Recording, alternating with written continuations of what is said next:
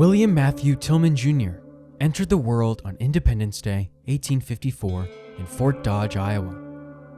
He was the third child among six born to William Matthew Tilghman Sr. and Amanda Shepard. In 1857, the Tilghman family moved to the newly established Kansas Territory and settled on a farm near Atchison. At 17 years old, Bill Tilghman secured a deal to provide buffalo meat to workers constructing the Atchison, Topeka, and Santa Fe Railroad. Between September 1st, 1871 and April 1st, 1872, Tilghman reputedly hunted down 3,300 buffalo. He later boasted of this achievement as the all-time record. According to Zoe Tilghman, his second spouse, he also encountered and killed 2 Cheyenne warriors out of fear that they would inflict harm upon him.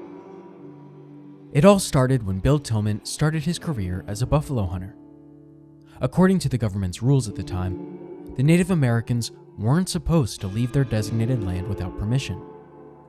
This meant that it was illegal for them to be in Kansas without authorization, just as it would be for a white person to enter the Native American territory for hunting or trading alcohol with them. However, the Native Americans often disregarded these rules and crossed into Kansas to hunt buffalo, and vice versa. The presence of Native Americans near the hunting camps caused tension among the hunters because the Native Americans would not only disrupt their hunting activities, but also steal their belongings and, at times, even commit murder. Consequently, hunters became wary of encountering Native Americans off their designated land. During one of these incidents, Tilghman and his companions returned to their camp to find it in ruins. The Native Americans had destroyed their hides and stolen their provisions. However, Tilghman remained undeterred and decided to retaliate against the Native Americans for the damage that they had caused. Tilghman, being the leader of the camp, instructed his companions to gather supplies while he devised a plan to deal with the Cheyenne raiders. He stationed himself near the camp, waiting for the tribesmen to return. And when they did, Tilghman took action, shooting at them with his powerful rifle. In the ensuing confrontation, Tilghman managed to kill 2 of the Cheyenne, forcing the rest to flee. After the incident, Tilghman and his companions quickly packed up and moved away from the area to avoid further conflict with the local tribes. Although the Cheyenne reported the incident to their agent, no action was taken against Tilghman and his group. Throughout the fall and winter of 1873 to 74, conflicts between Native Americans and buffalo hunters persisted along the border of Indian Territory.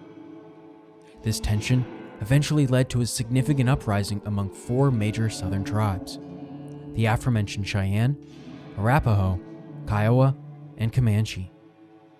It took nearly a year for the government to suppress this uprising. During this war in 1874, Tilghman served as a scout for the government. On numerous occasions, while delivering messages between commanders, he found himself in dangerous situations, having to fight off indigenous warrior attacks to avoid capture. As per his second wife's account, Tilghman started his career in law enforcement around September 1874 by joining Sheriff Charles E. Bassett's team in Ford County, Kansas. However, there's no official record of him working as Bassett's deputy. In the summer of 1877, at the age of 23, Tilghman married a 16-year-old widow named Flora Jefferson. Despite the marriage being troubled from the beginning, they had 4 children together: Charles, Dorothy, William, and Fiona. In early 1877, Tilghman partnered with Henry Garris to open the Crystal Palace Saloon in Dodge City. The local newspaper mentioned upgrades to the saloon's exterior, which aimed to attract more customers. However, barely a year later, Tilghman and Garris sold the establishment during the spring of 1878. Tilghman's documented career in law enforcement commenced on January 1st, 1878, when he became a deputy sheriff under Sheriff Bat Masterson. Within a month of his appointment, Tilghman faced allegations of involvement in an attempted train robbery, but the charges were dropped due to insufficient evidence. 2 months later, in April 1878, Tilghman was again accused, this time of horse theft, but once more the charges were dismissed. In March 1879, Masterson had to auction off Tilghman's house in Dodge City to settle a debt, marking another challenge in Tilghman's early law enforcement career.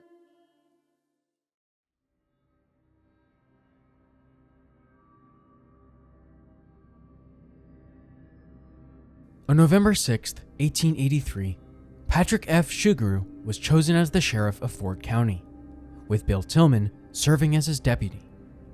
During this time, Tilghman also owned a saloon in Dodge City known as the Oasis, but he sold it to his brother Frank in early April 1884. According to a local newspaper, the sale was described as a smooth transition of ownership. Tilghman's career took a significant turn, though, on April 10, 1884, when he was appointed as the city marshal of Dodge City. On May 2, 1884, the citizens of Dodge City honored Tilghman with a solid gold badge as a recognition of his role. There are conflicting accounts regarding Tilghman's involvement in running mysterious Dave Mather out of Dodge City in late July 1885, as Mather was supposed to stand trial for murder at that time. On March 9, 1886, Tilghman resigned from his position as city marshal to focus on managing his ranch. However, he still held a commission as deputy sheriff in Ford County. In an incident on his 34th birthday in 1888, Tilghman was forced to shoot and kill a man named Ed Prather in Farmer City, Kansas. The local newspaper reported that Prather had been making threats against Tilghman and, during a confrontation, reached for his gun. Tilghman acted quickly to defend himself, resulting in Prather's death. A coroner's jury later ruled the killing as justifiable self-defense after examining the circumstances. In January 1989, Bill Tilghman was among the Dodge City gunmen involved in the Gray County War, a conflict over the county seat between the towns of Ingalls and Cimarron. Gray County, Kansas, established in 1881, was named after a local politician, Alfred Gray. The county's first seat was Cimarron, located along the Santa Fe Trail. However, by 1887, three towns, Cimarron, Ingalls, and Montezuma, were competing for the county seat. Asa T. Soule, a wealthy businessman from New York, had invested in Ingalls and promised to build a railroad if it became the county seat. Soule even attempted bribery to influence the outcome of the election. His agent, George Gilbert, along with Bat Masterson and others, distributed money to voters in Cimarron. Despite these efforts, Cimarron won the election by a small margin. Ingalls then contested the results, leading to further legal battles. In January 1889, tensions erupted into violence when a mob from Cimarron attacked deputies transferring county records to Ingalls, resulting in fatalities and several wounded men. The situation escalated with threats of retaliation from both sides. The governor called in the Kansas militia to restore order, placing Ingalls under martial law. This conflict persisted for several years until a special election in February 1893 officially designated Cimarron as the permanent county seat of Gray County. Tilghman emerged from the ordeal with only a sprained ankle.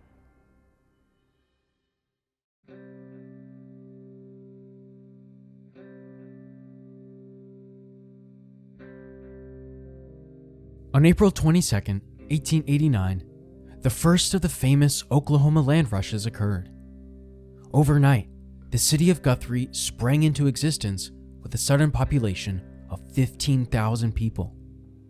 Among them was Bill Tilghman, who promptly constructed a building on his lot along Oklahoma Avenue. He rented out this space to support his return to ranching. And from then on, for the next 35 years, Tilghman called Oklahoma home.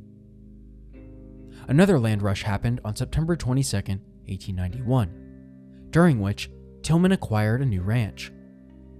This period in Oklahoma's history was marred by the presence of numerous outlaws, notably Bill Doolin and his gang, the Wild Bunch.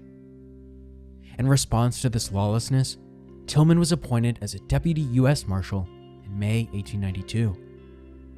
He collaborated with other deputy marshals like Heck Thomas, Chris Madsen, Frank Canton, and Bud Ledbetter to combat the outlaws plaguing the territory.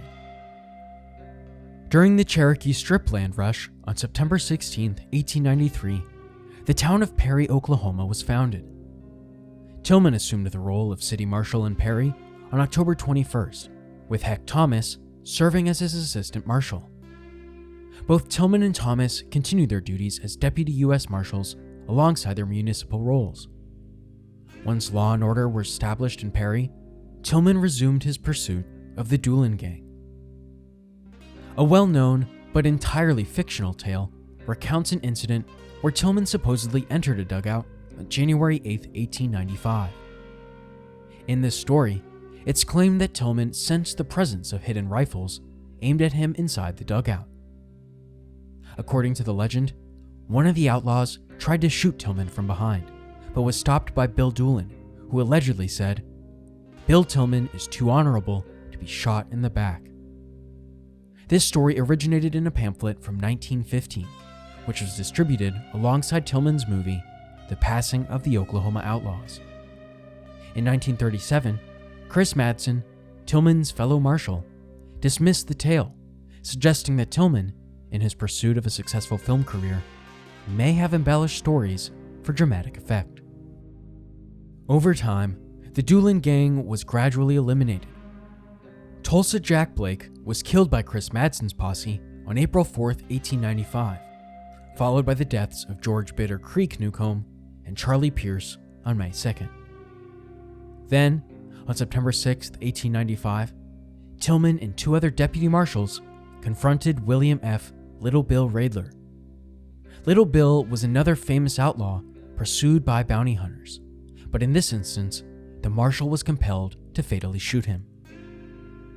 Tilghman ultimately encountered Raidler on a road in the Osage Indian country and commanded him to surrender. Instead of complying, Raidler fired at Tilghman, prompting the marshal to swiftly shoot him, resulting in Raidler's rumored death. It should be noted that many historians believe that after refusing to surrender, Raidler opened fire and was shot by Tilghman's shotgun. But despite his injuries, Raidler actually survived and was sentenced to 10 years in prison. Raidler had been associated with Doolin and was involved in several train robberies. He had challenged the U.S. Marshals to confront him with gunfire, but Tilghman's sharpshooting skills prevailed, leading to Raidler paying the ultimate price for his crimes. Thomas Calhoun, an African-American outlaw, was another notorious murderer captured by Marshal Tilghman in the territory. Calhoun was accused of murdering a woman, and a warrant for his arrest was given to Marshal Tilghman. When he encountered Calhoun, he ordered him to surrender, but Calhoun refused and fired at Tilghman. In response, Tilghman returned fire, causing Calhoun's leg to break. Calhoun then surrendered, but unfortunately died shortly thereafter.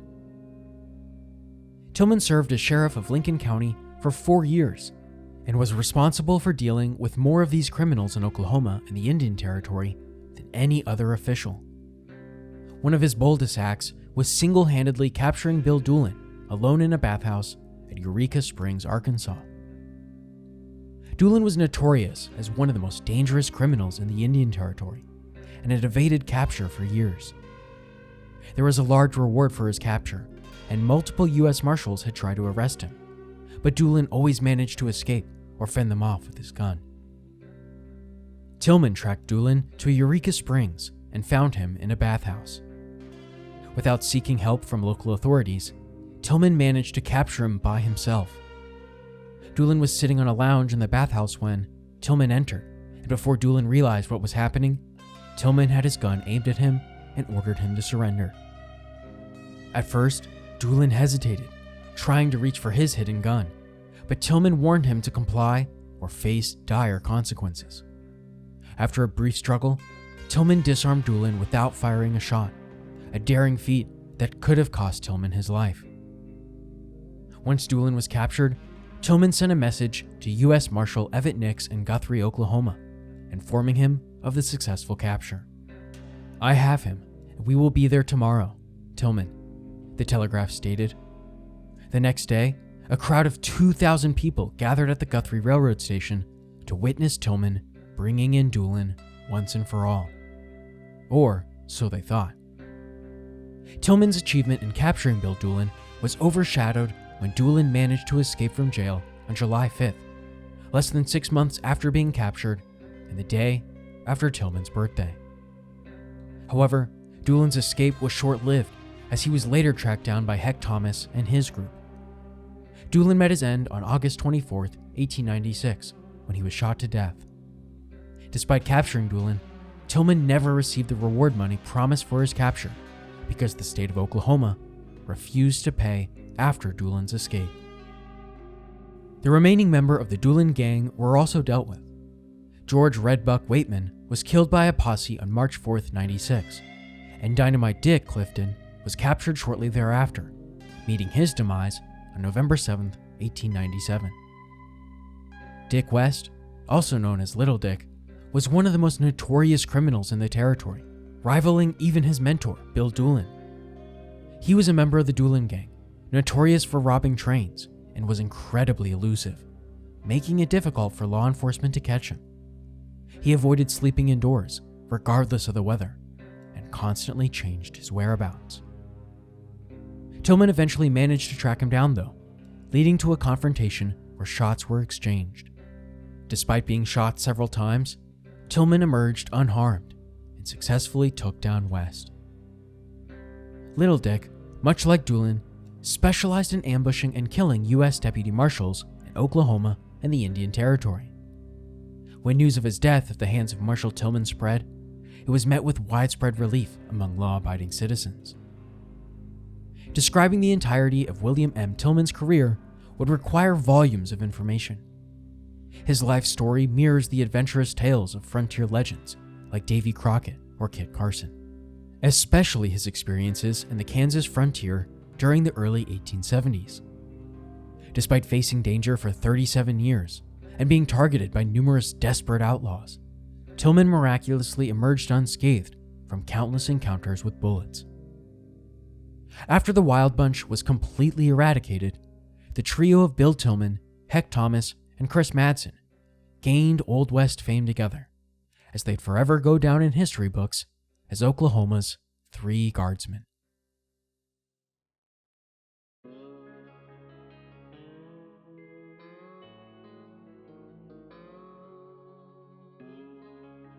In 1899, Tilghman founded the Oakland Stock Farm, a place that bred high-quality horses. He traveled to Kentucky to acquire 2 stallions, one of which was Chant, the victor of the 1894 Kentucky Derby. Successful and well-liked, Tilghman was elected as sheriff of Lincoln County, Oklahoma in 1900, and he secured re-election 2 years later. Sadly, Flora Kendall Tilghman passed away at the age of 39 on October 12, 1900.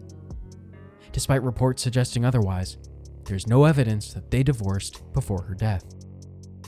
Tilghman remarried on July 15, 1903, at the age of 49. His new wife, Zoe Agnes Stratton, was 26 years younger and a graduate of the University of Oklahoma. The couple had 3 sons named Tench, Richard, and Woodrow. In 1904, the 19th Democratic National Convention convened in St. Louis, where Alton Brooks Parker received the presidential nomination. Tilghman, part of the Oklahoma delegation, was among the Democrats who traveled to inform Parker of his nomination. During his visit to New York, Tilghman reunited with his old friend Bat Masterson, now a journalist. Masterson introduced Tilghman to President Theodore Roosevelt, and despite their acquaintance, Tilghman, a Democrat, missed out on his desired appointment as U.S. Marshal of Oklahoma, which went to someone else. However, President Roosevelt still regarded Tilghman favorably and invited him as a special guest to the inauguration of William Howard Taft as president in 1909. Leveraging his political connections, Tilghman won a seat as an Oklahoma state senator in 1910. After his Senate term, he assumed the role of chief of police in Oklahoma City on May 8, 1911. During his 2-year tenure, he played a significant role in reducing criminal activity in the city.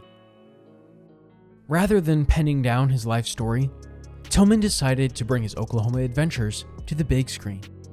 On January 18, 1915, Tilghman, Evett Nix, and Chris Mattson came together to establish the Eagle Film Company.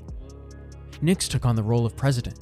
Tilghman served as vice president and treasurer, while Chris Mattson became the secretary. They hired a screenwriter, cameraman, and cast to kickstart the filming of The Passing of the Oklahoma Outlaws. Tilghman took on multiple roles in the production, serving as a producer alongside Nix and Mattson, directing with Kent, and contributing to the screenplay with Lute P. Stover. Additionally, Tilghman starred in the film, portraying himself, while Nix, Mattson, and Roy Daughtry made appearances as themselves as well. The film premiered in Chandler, Oklahoma on May 25, 1915, and Tilghman toured with it for several years, combining stage appearances with lectures. Originally running for approximately 96 minutes, today, only 13 minutes of the film remain intact. According to academic Frank Richard Prassel, the film is considered a major source of popular disinformation because it contains staged scenes presented by the filmmakers as real events. In 1924, at the age of 70, Tilghman took on a special role as an investigator in Cromwell, Oklahoma. He had a history of clashes there with a corrupt U.S. prohibition agent named Wiley Ulysses Lynn. Cromwell in 1924 was a rough and dangerous place, known for its many brothels and saloons. Law and order was practically non-existent, with illegal activities running rampant. Wiley Lynn, the prohibition agent assigned to the area, contributed to the chaos.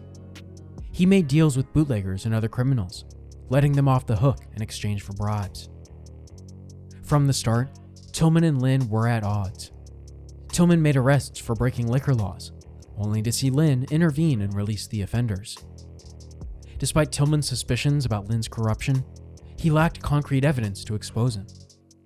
While Tilghman had support from law-abiding citizens, he faced opposition from brothel and saloon owners and their patrons. On November 1, 1924, Tilghman was at Murphy's Cafe with a friend and his deputy marshal, Hugh Sawyer, when Wiley Lynn showed up with a group that included prostitutes and a soldier. Lynn, clearly intoxicated, fired his gun outside the cafe. Tilghman reacted swiftly, disarming Lynn with the help of Sawyer. However, Lynn had a second gun in tow and shot Tilghman twice in close range before fleeing the scene. Deputy Sawyer, inexperienced and shocked by the violence, failed to respond with force. Lynn surrendered later, claiming self-defense, and was acquitted after a trial. Key witnesses disappeared or refused to testify, and there were doubts about the deputy's testimony. A month after Tilghman's murder, Cromwell was mysteriously set ablaze, destroying its brothels and saloons. No investigation was conducted, but suspicions lingered that Tilghman's allies may have been involved. Cromwell never fully recovered from these events, and its population slowly decreased over time. Governor Martin E. Trapp made a special decision to honor Bill Tilghman after his death. Tilghman's body was placed in the Oklahoma Capitol Building rotunda for people to pay their respects. This was a rare honor, as only 2 people before Tilghman had received this tribute. Tilghman was then laid to rest in Chandler, Oklahoma, where a park now bears his name. The Marshal William M. Tilghman Homestead, located a couple miles northwest of Chandler, is also recognized as a historic site. Bill Tilghman's legacy is deeply intertwined with the lore of the Wild West. As a gunslinger, lawman, bounty hunter, and folk hero, he became a symbol of justice and bravery in a time of lawlessness. His daring exploits and tireless pursuit of outlaws made him a legend of the frontier. Even after his passing, his memory continues to inspire admiration and respect among those who cherish the history of the Old West.